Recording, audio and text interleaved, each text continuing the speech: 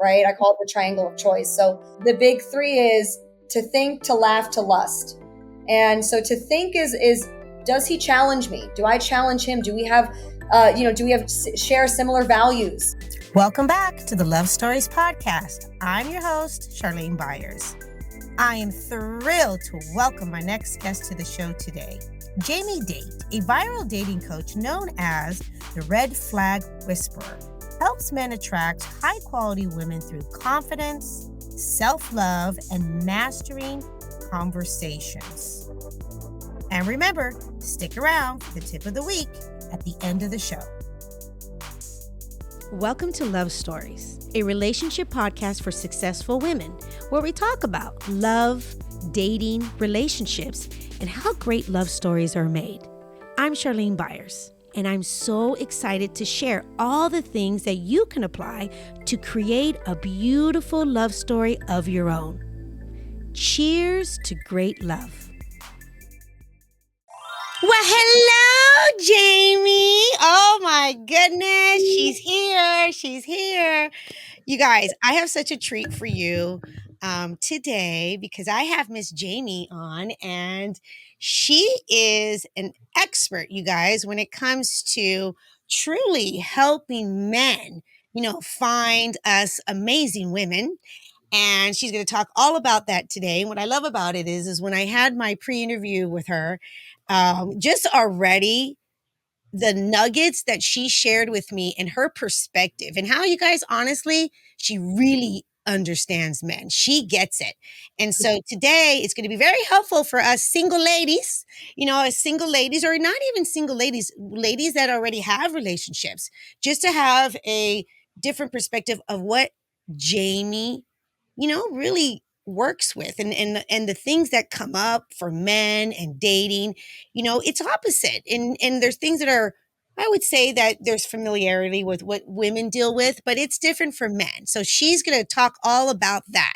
But before that, I want to get to know Jamie a little better here. So we're going to start by this. First of all, Miss Jamie, thank you for being here today.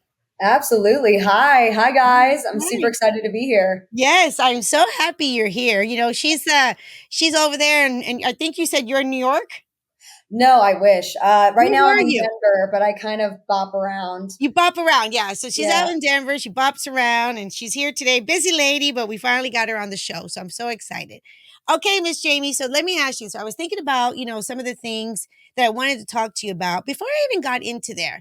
I want to know a little bit about you and how you grew up. Where did you grow up? And let's start from there. Yeah. So I grew up in South Florida, so Palm Beach, Jupiter, if you really know the area. But so I grew up there. I am the product of what everyone strives for, right? Okay. I'm a product of two parents that are still happily married.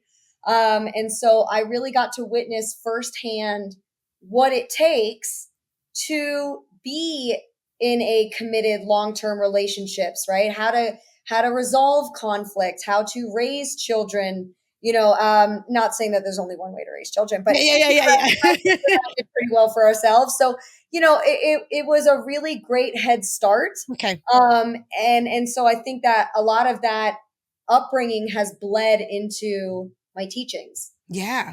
Okay. That's phenomenal, actually. A lot of times, when I am interviewing people, I would say for the most part, no, I have, many people obviously that are on the show that would say that they grew up in a somewhat healthy environment, when it came to their parents staying together and relationships.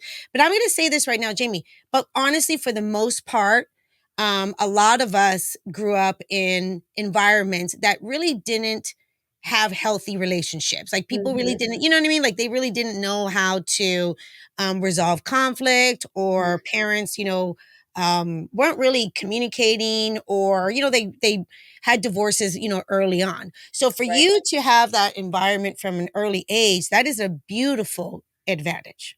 Right. That really is. Yeah. Yeah, it's funny. It's a pro and con. I'll be honest with you. Okay, tell us. Where it's a pro because I can help coach you to get there. I have the vision. I can help you understand the vision and get you to the vision. Where I've had to get better at and learn and master is my empathy. Okay. Because I've not gone through the struggle, it Mm. really, I've had to take what a lot of people have told me at face value because Yeah. I don't know. And so, and not saying my childhood was perfect, you know, No, of course not. Yes. Yeah. but you know, it's funny. I over the years, I've had to kind of correct, you know, and come at it with a level of understanding and empathy that I probably didn't have as much in my earlier 20s. Got it. Yeah, that makes sense. Yeah, because you're like, I didn't really relate in that respect because Yeah. I had it. Okay, so you grew up, you had your mom and your dad. Do you have any brothers and sisters? Yes, I have an older sister, so I'm a youngest. Okay, so you're the baby. You're the I'm the baby. baby. Okay. Yep.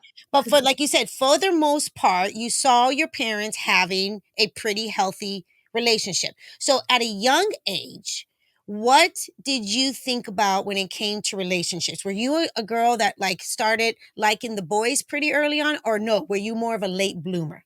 You know, it's funny you said that. Okay. I remember being in kindergarten playing, you know, boys chase girls, and I remember running real slow so that the boys can catch up to me. So and also, you know, it's funny. I also, my mother's Jewish, Okay. and Yeah. my dad is not. We're not really a religious family, Okay. Okay. so I think the added benefit of that is, you know, I never grew up with sexual shame Okay.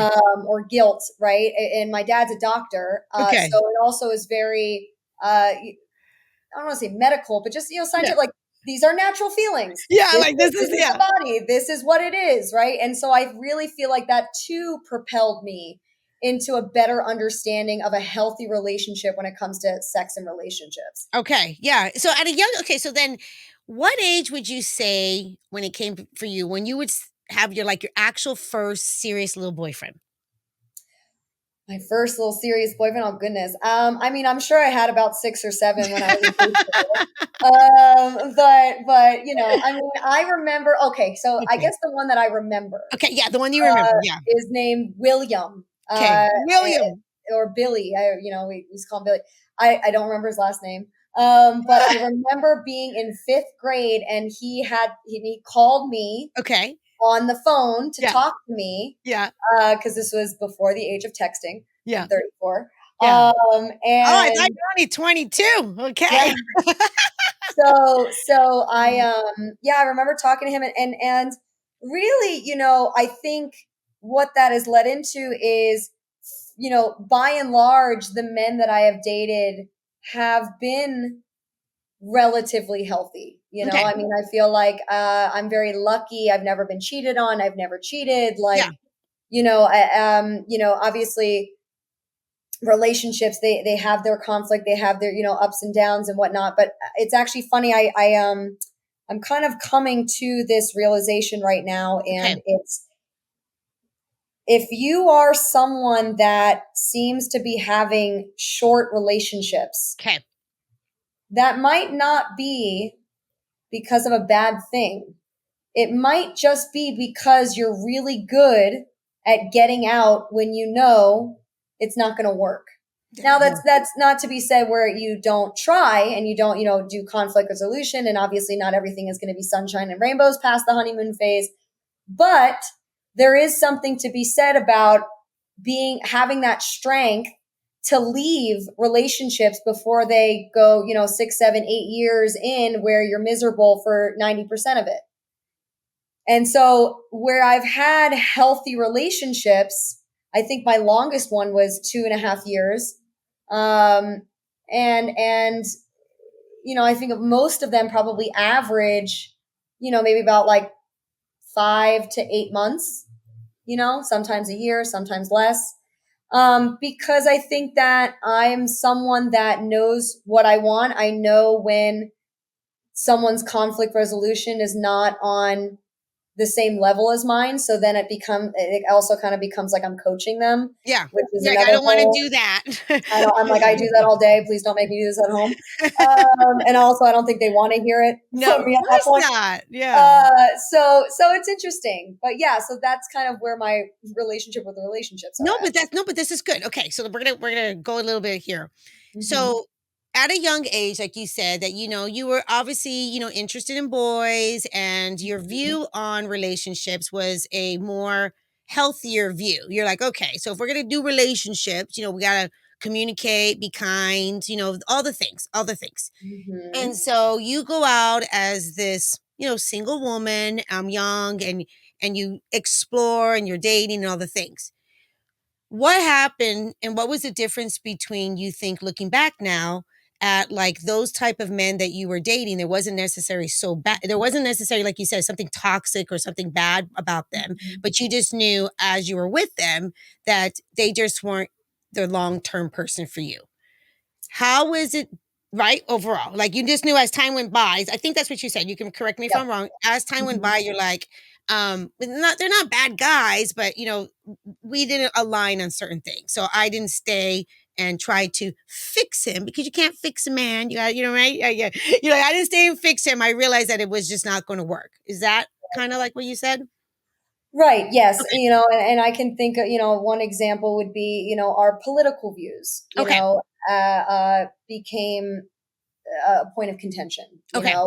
which kind of translates into your values, right? Yes. Yes. My most recent, was around sobriety and leaning very heavily into religion, Yes. and the Christian faith. And as I said before, I'm spiritual, I'm not religious. And so that for him became an issue, Yeah.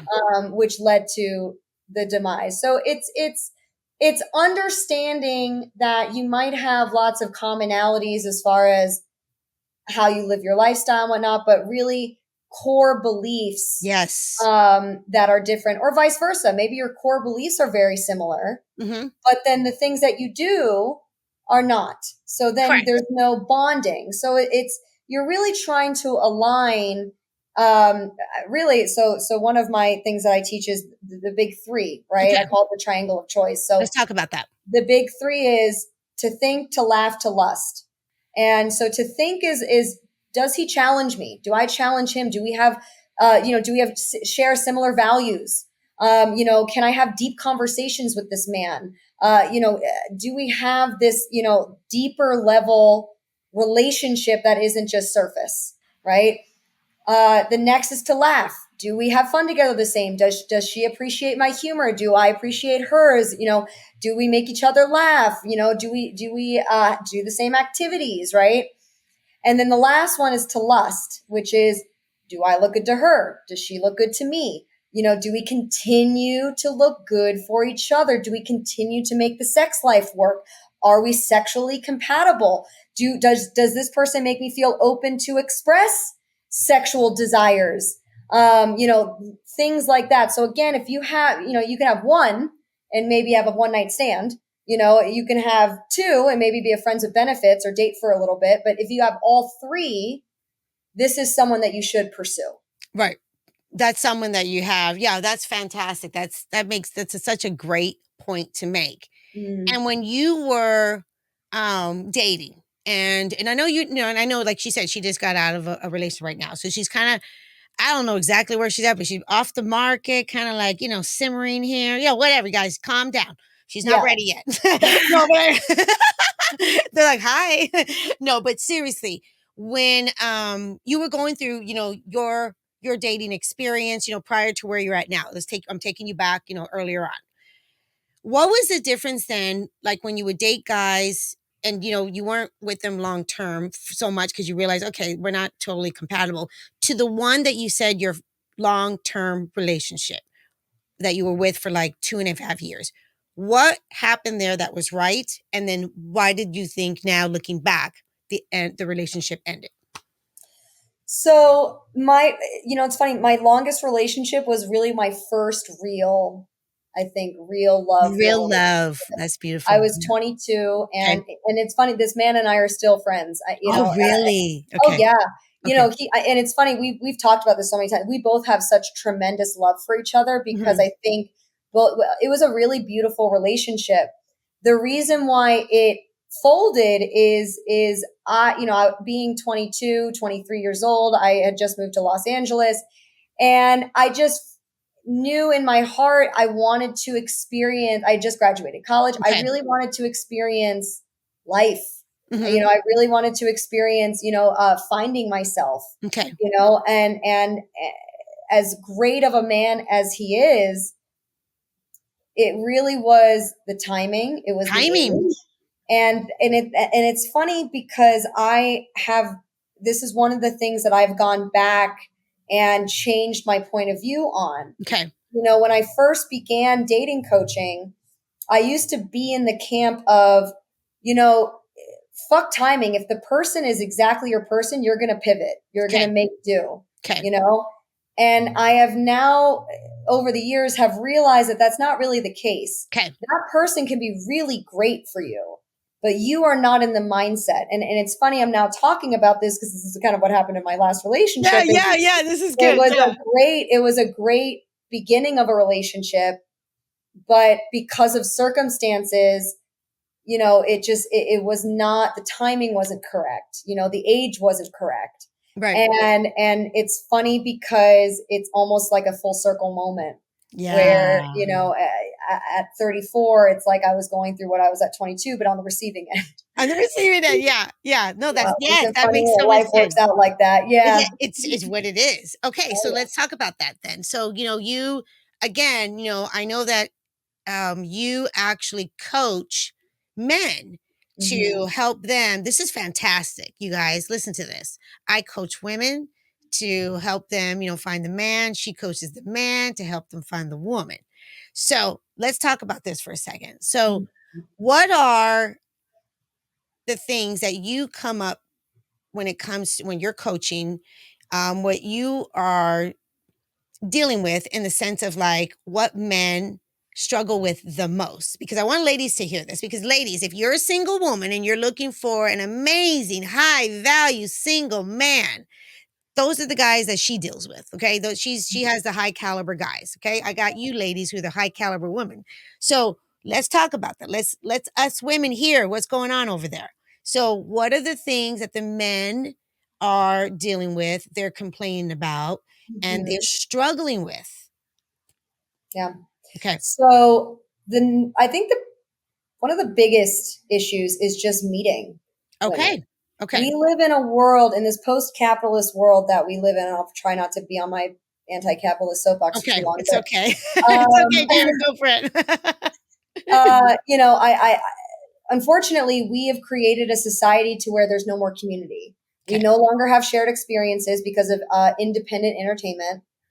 We no longer have common meetup areas, because really the only places that are common meetup areas are alcohol centered. And as we get older, alcohol isn't really our go-to for a lot of people. Yep. And so that's out. Unless you're living in a big city, there's really not a lot of like social groups or things like that.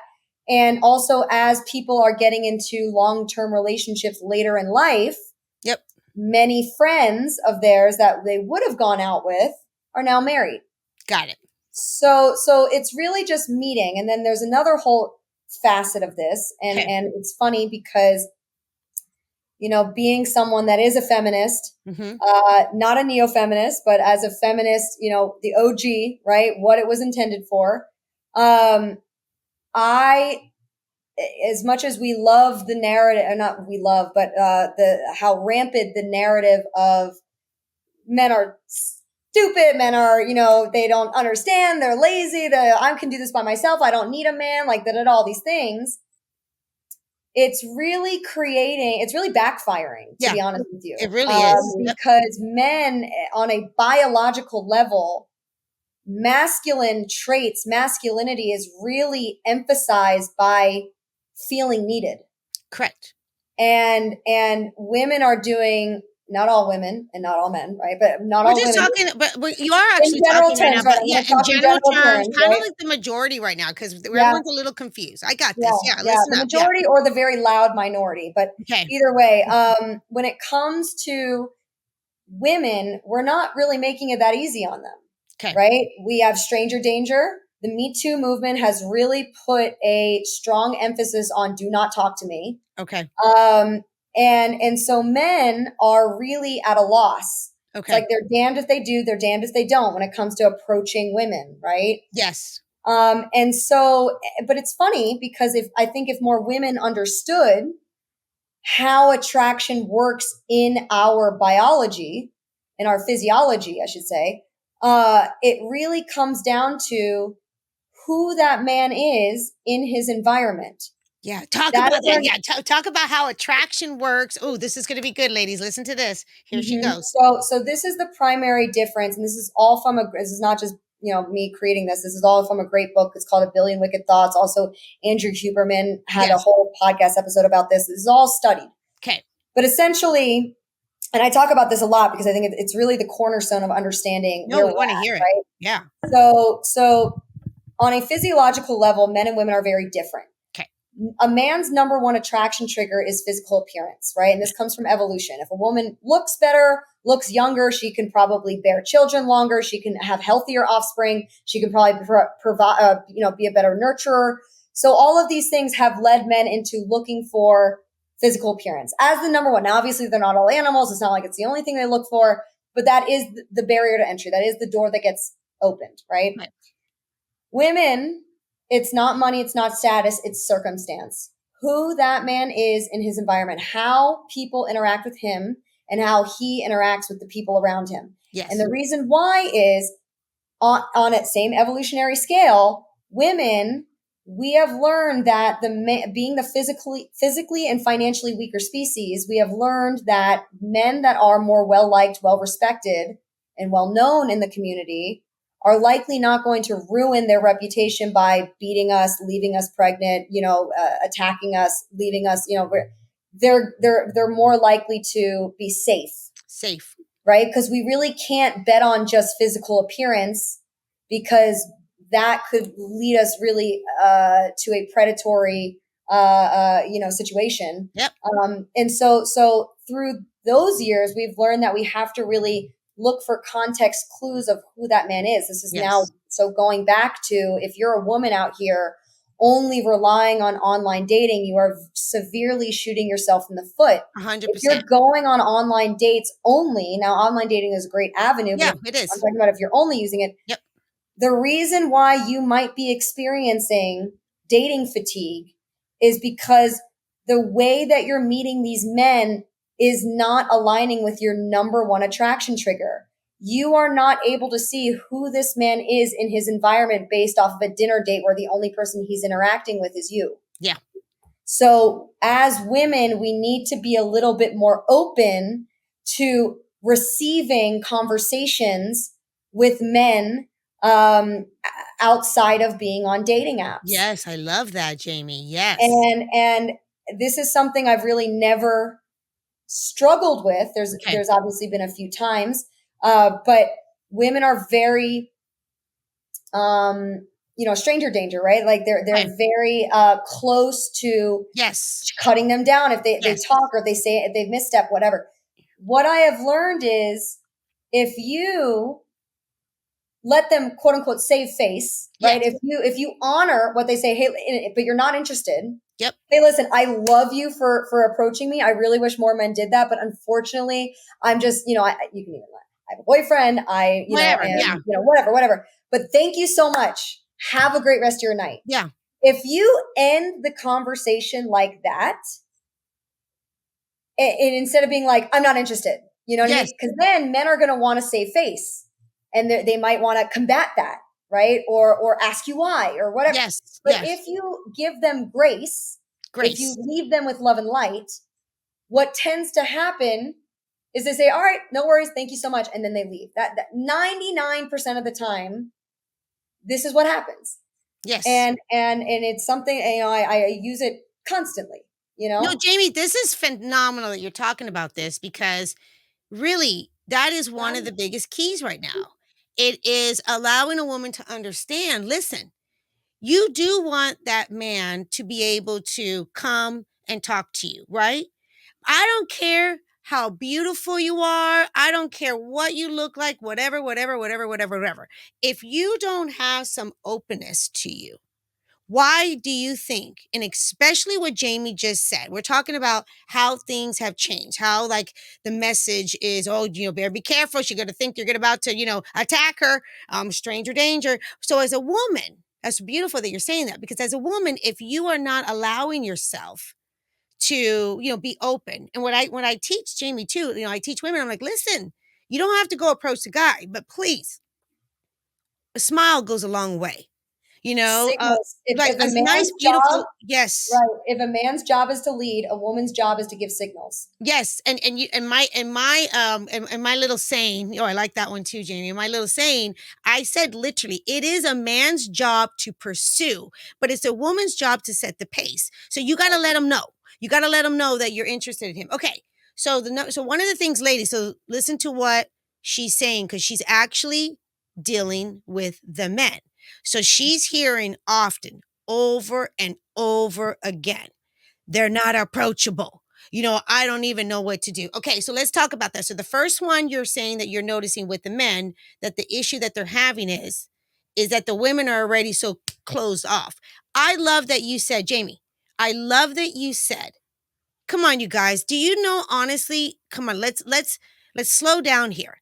Do you know what it takes, the courage it Oof. actually takes? Come on, you guys, Amen. ladies, stop. Amen. Woof. Let's stop. Like I'm a mother of Jamie. I'm a mother of 4 boys, mama. Mhm. So I have such a heart for men too, men Oh yeah. and women. Okay, I do. So Mhm. I know what my sons go through, right? So what I'm saying, ladies, I don't care if you're not attracted to him or whatever it is. Let's at least come on. At least exactly what she said. Give a man a little grace, because it does take courage to come up to a woman these days. Are you kidding me? And I love how she said it. You can be kind. You can be, oh my God, thank you so much. You know what I Right. mean? You can, like, literally, you can be, and sometimes too, like I tell women, Jamie, what do you think of this? Like, if you went on a first date with a guy, and let's say he just wasn't your match, and that's cool, you guys, not everyone's going to be your match, that's why it's really a numbers game. If you go on, you can literally just say, listen, I had a great time, thank you so much, we're just not a romantic match. Done. Mhm. Mhm. That's it. You're not putting anybody down, you're not saying anything. Or I like Jamie's thing, I have a boyfriend. You know what I mean? But thank you so much for, it was very flattering, thank you so much for Yeah, coming you up made to my me. day though. Thank you You so made much. my day. Yeah. Yeah, exactly. I Yeah. love that, Jamie. Okay. Mhm. So what is it? Give me something else that you're noticing with the men out there, that they are coming to you because they're looking for love too, right, Jamie? Right. Right. Women are like, no, they're all looking for, coochie coochie. I'm like, no, they're not. There's a No, lot of that's men my that are, number. It's funny. That is my number one common misconception. okay, let's hear it. When I first started this, it was, everyone's like, "Oh, you just help men get laid." Nope. I'm like, to be honest with you, I would say 10 out of 10 men that roll through my door, and this might be because I'm a female dating coach for men, but regardless, Yeah. 10 out of 10 of them, 100%, the goal is to have a relationship. That's It's beautiful. not like back in the 90s Yeah. where I feel like women were the ones that are like, when are you going to put a ring on it? When are you going to da, da, da? I feel like that narrative is kind of being thrown out the window, and I feel like women have kind of gotten that power now, and it's almost like the roles have reversed, where Oh, men are the wow. ones that are really looking for relationships. Wow. You hear Um, that, ladies? yep, and women are the ones that are you know really more interested in playing the field until they really find, right?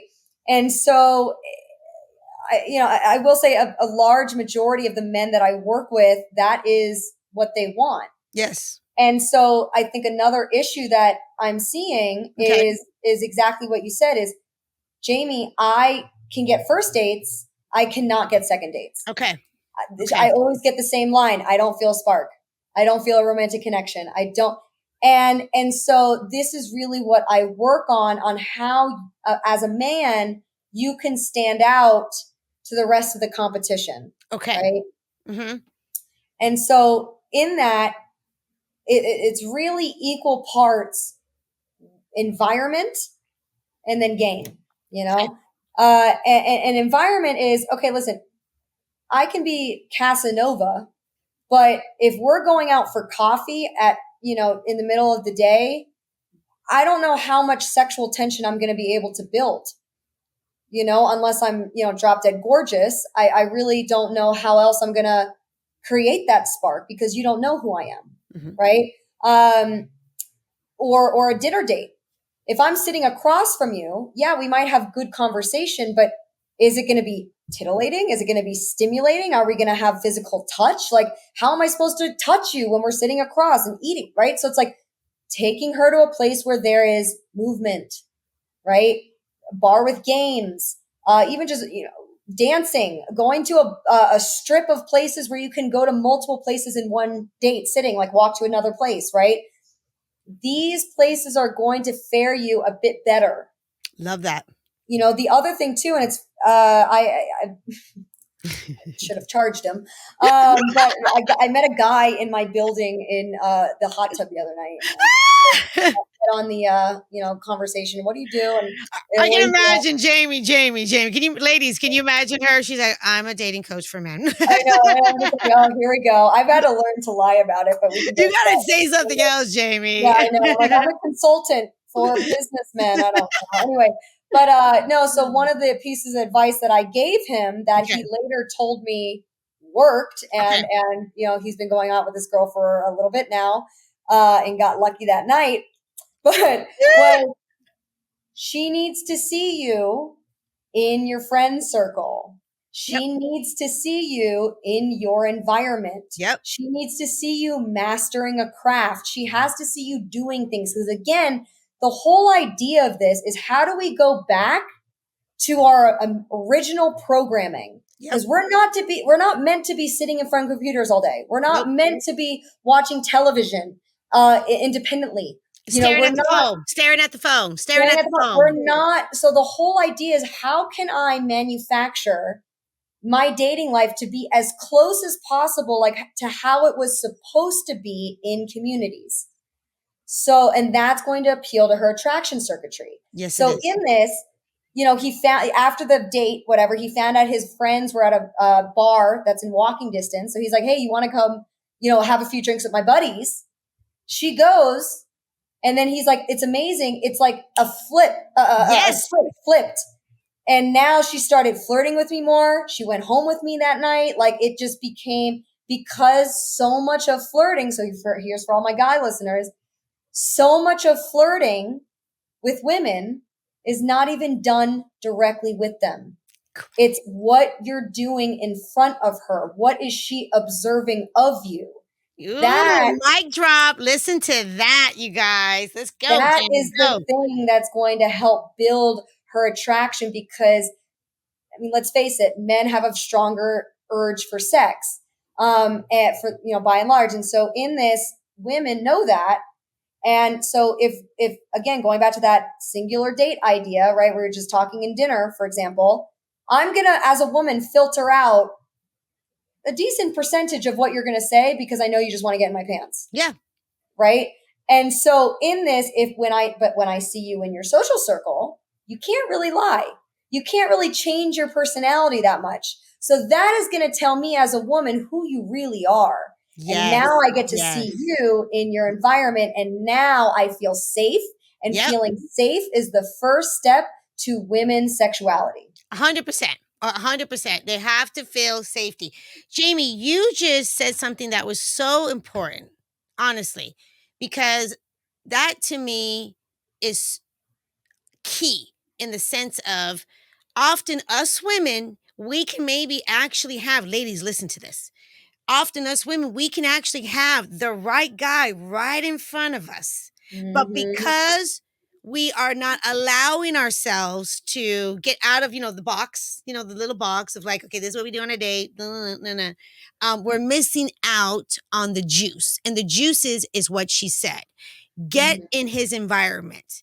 Get to see, how he's around his people, how, his people are around him, how he interacts, because that to me is absolutely so sexy, because then you can be like, oh, you know what I mean? Or you could be like, oh no, no, that's not working for me, right? Like, oh no. Right. And that's the other thing that I teach too, is how to enact that alpha quality, if you will, within your male social circle, so that when she sees you as a leader of men, and not just a guy who sits on the sidelines just agreeing with everything that the group is doing. Yes.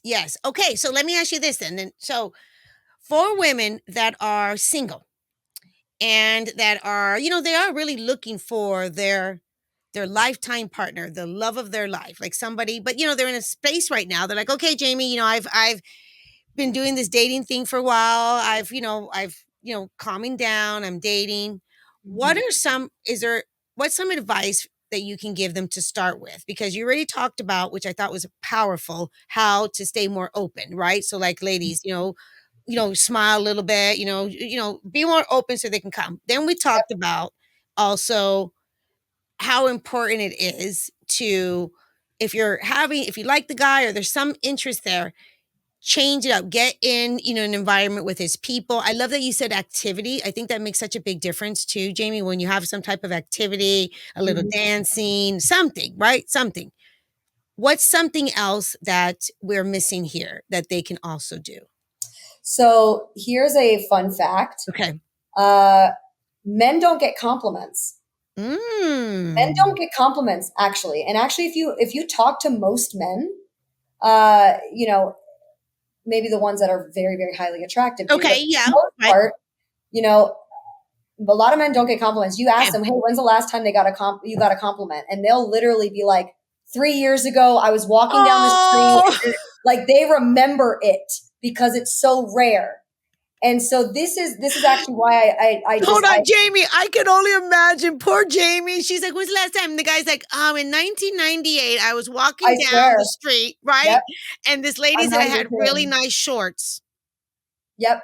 Okay, keep going, Jamie. Okay. And women, we're so inundated with it. I mean, open up your DMs. You got probably 5 of them at least sitting in there right now. Yep. Right. And so in this, think about this for a second. Okay. You're going through life not receiving any compliments or really positive praise. Plus the Me Too movement has really set back men's image of themselves. So let me give you guys a little secret. Okay, let's hear it, Jamie.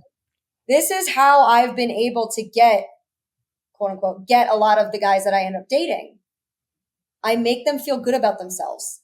I compliment them. I tell them when they do something that benefits me, I appreciate that verbally. And it's amazing. You see, they all of a sudden sit up straighter. Yes. They're more engaged. They listen to you. Yes. It's actually the key to get men to do whatever it is you actually wanted them to do. Right?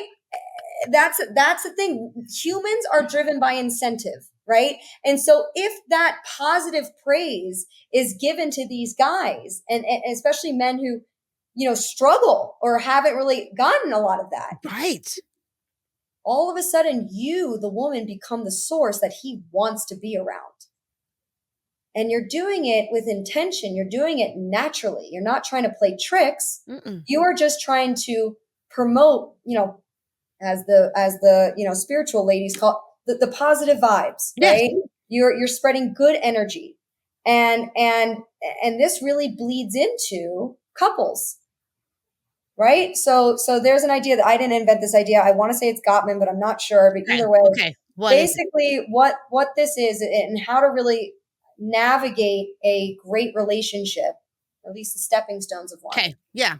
Is you want to almost think of your love verbals, what you're doing, what you're saying, really, as a bank. You are banking good things, appreciation, making him feel needed, making, and here's the other thing, side note, just because you make him feel needed does not make him think that you can't do these things yourself. That's another big common misconception. Yes. Yes. Because women, they think, oh, if I let him do this, he's going to think I'm worthless and I can't do anything. And I'm incapable of doing it. Yeah. I'm incapable of doing it. That's not, you can open a door by yourself, girl. I know you can. Yes. Right. So either way, what you're doing is you're banking these verbal appreciations, right? Compliments, appreciations, making him feel needed, whatever. So that when there's a grievance, when there's something that you want to talk about and have a tough conversation on, that's your currency to almost pay back, to allow yourself to dip into that bank savings, if you will, right? Those love compliments. Yes. So that the blow isn't that bad. But what tends to happen, and this goes for men and women, both, but what tends to happen is we start taking all the things that we love during the honeymoon phase and we start taking those things for granted. Yes. And we stop appreciating those things. We stop talking about those things as if, and we just start expecting them, so that the only things that you do mention now become the things that are the problem. That's true. Right. And so together, that's a recipe for an implosion. So, another thing too is understanding, and a lot of women don't want to talk about this or think about this. Men have a very, very, most men have a very insatiable thirst for sex. And so being a woman, we have to do better at creating a sexual environment to where we're both feeling turned on and look forward to having sex and making him feel desired. Because that's another very common reason of why my divorced clients come to me. She stopped initiating. I don't feel desired. And it goes back to women, going back to those compliments. Imagine you stopped getting compliments. Imagine men stopped pursuing you. Right. Women have a hard time with sexual rejection, right? It's almost like we can't handle it. I know I get fucking crabby, right? And this is what we're just expecting men to just deal with, and they care more about sex than we do. Right. So again, really working together, it's all three parts, going back to the triangle of choice. To think, to laugh, to lust is a very, very, very big part of a relationship. That really is. That's huge, Jamie. Wow. Ladies, I mean, seriously, think about that. From the beginning, how powerful that is. If you are, getting to know a man, and Jamie just said percentage wise, like truly, and she's 100% right, actually, how us women do not, in general, compliment the men. We're just so used to men complimenting us. And we're not saying you're going to compliment the men like the men are going to compliment you. No, it's different. It actually is different. And why it's different is when you are able to do it in literally, like Jamie said, just a sincere, even one way, just one thing, it just truly for them goes a long way. So if you are on a date with a guy, I love this. If you're on a date with a guy, one of the things that, I say, if you're on a date, that what you need to do after the date is literally look at that man and just say, thank you so much. I had a great time. For a man to hear that also from a woman makes him feel, wow, okay, because that's what they really do. They really want you to have a great time, ladies. I swear to you. So that just goes a long way. But what I like even more, what she said was, if you are there and you're getting to know somebody, you guys are dating, and from the very beginning, if there is something that is naturally coming to you, let's say the guy just has honestly the nicest eyes if you've ever seen, or just the most beautiful blue shirt, you know what? Go for it. Yeah. How kind and how nice. Me, you will make their year. Oh, girlfriend, you're going to make their life. Like, seriously, what are you talking about? No, and then on top of that, you're going to truly, honestly, stand out from all the other women that he's probably talking to too. Like his date, that's dating, right? You're going to stand out from all the other women that he's talking to, because it's just acknowledging something sincerely. And Jamie, and let's talk about this for a second. This is what I say, and I want to know your perspective on this, okay? So I truly believe that men, yes, of course, men are exactly what you said in the beginning, when we're talking their DNA, there is, at first there's an attraction, but what men find attractive is not necessarily what women think are attractive. That's why men are very open. Some men, like a woman, it's all good, ladies. It's all good. Okay. Because what we think men are finding attractive is not necessarily what they find attractive. So, but what I love about this is when she said from the beginning, if you are getting to know a man actually falls and bonds with a woman when he releases a different hormone than a woman releases. And and I always butcher the name of this hormone. So Jamie, bear with me. Vasopressin.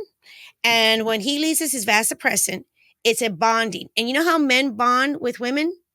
Is exactly what Jamie said earlier. They feel a connection. They feel also a a connection with you than they've had with other women. Like they feel like, oh, she sees me, she accepts me, she likes me for who I am. That's how a man falls in love. Because a man doesn't fall in love with the coochie coochie. No, it's not works that way. Because he can do that, with other people.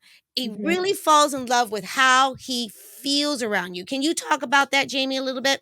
Yeah, I mean, I actually don't think that that's too far off from how I think that's how humans fall for each other, and that's really something that's a line that comes up a lot is that person makes me feel seen, that person makes me feel Yes. heard, Yes. right? And Yes. so and in that making people feel important, right? I believe Dale Carnegie has a whole chapter on this, and how to win friends and influence people, make people feel important, Yes. and that is something that women I think can really help in their pursuit of men, Yes. I love that. because I do find that in today's modern day and age, I'm starting to notice this trend of women, I'm just going to say it, being entitled, right?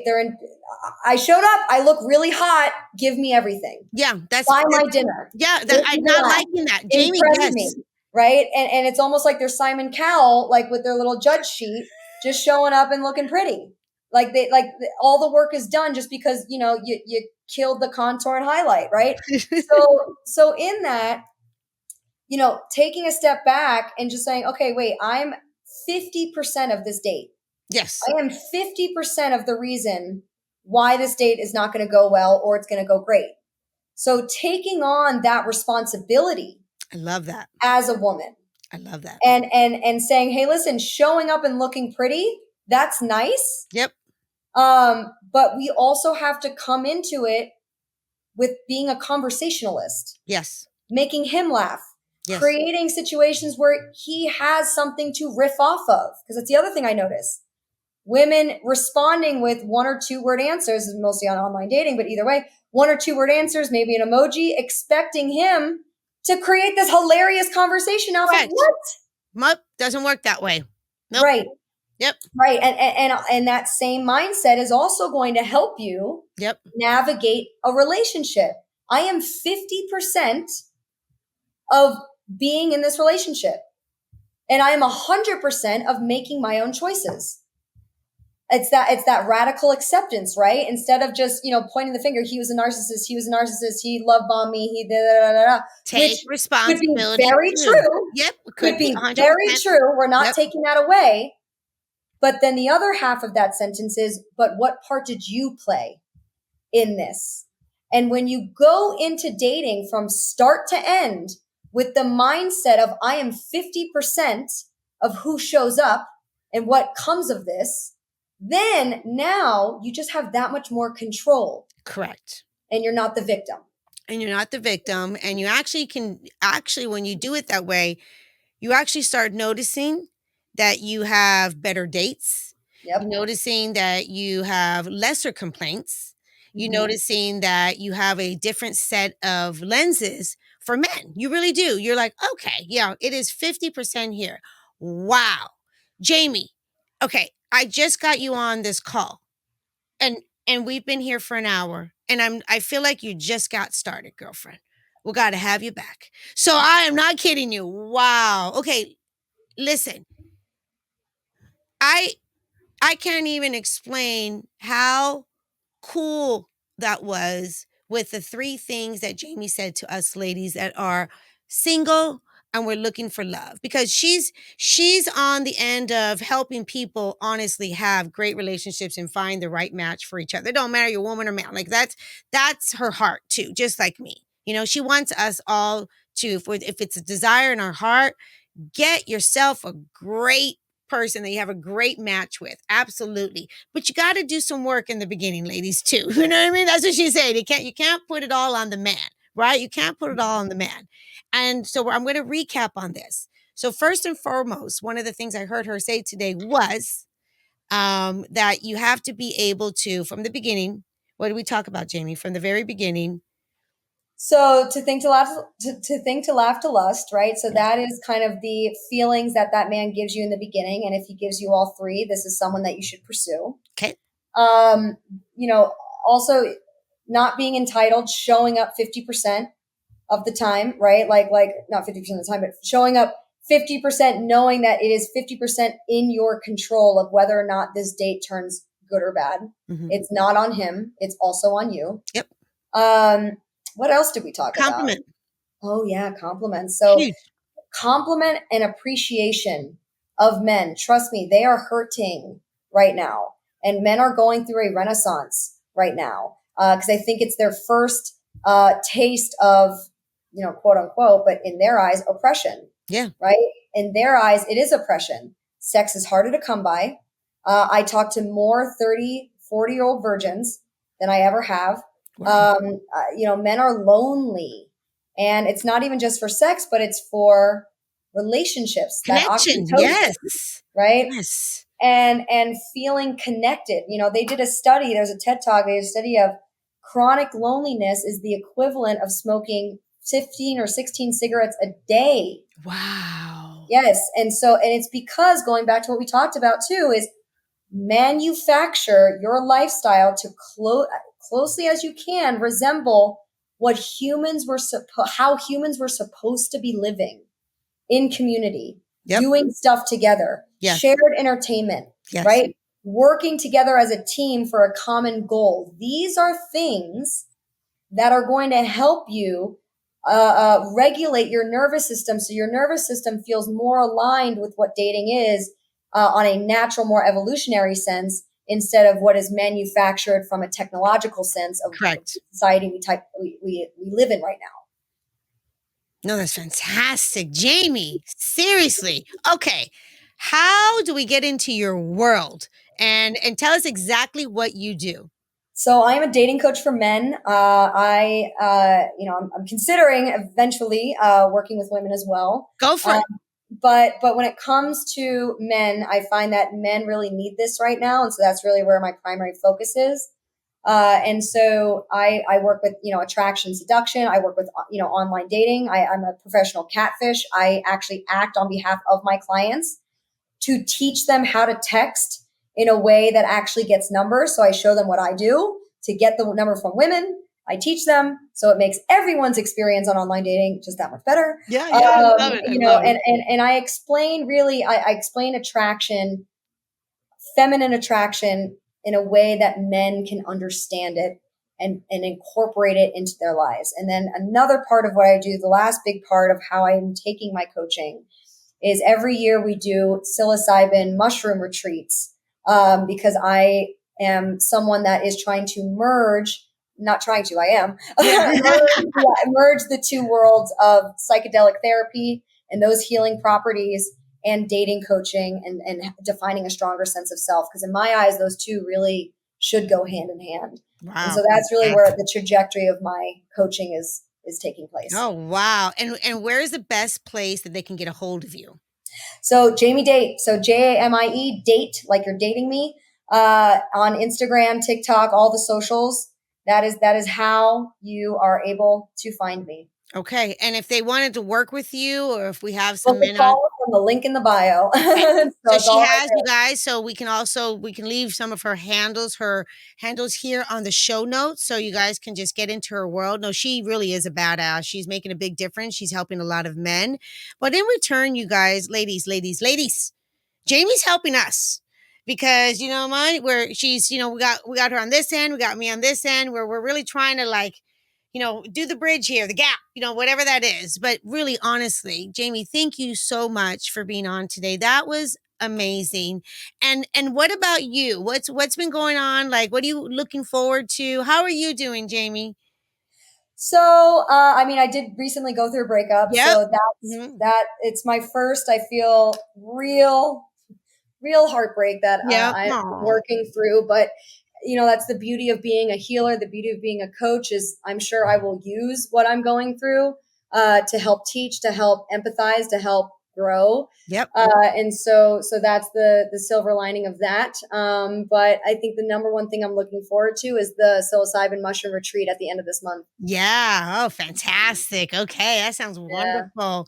Well, Yeah. thank you, Jamie, for being on the show today. You were awesome. We appreciate you. We're going to have you back. We're going to have more conversation about this. It's a conversation that we continue need to happen. Like seriously, love is Yeah. amazing. It's available to all of us. So let's have great love, you guys. Let's find the right matches. But until then, cheers to great love. Let's talk about the tip of the week, which is you enjoyed a date with a nice man, but he hasn't called or texted you since he said goodbye. Should you reach out or not? Absolutely not. Remember, we do not chase, we attract. If he didn't call you, he's not interested in another date. Dating is an interview process. Remember, dating is an important way to get to know yourself and know exactly what you're looking for in a partner. Not every date is going to be a success, and not every man you meet is going to be the one. Dating is a journey, and a date that doesn't turn into a second date isn't a waste of time. It's a great use of time because it reveals more of what you do and don't want in a man. Try to learn and enjoy the process and trust that it's leading you to your soulmate. If you're loving this podcast and these incredible conversations, please hit the subscribe button and leave a 5-star review. Don't miss an episode because each week I'll be bringing on guests and experts who will share their knowledge about love, dating, and relationships so you can apply it into your own life. I'll see you next week. And until then, cheers to great love.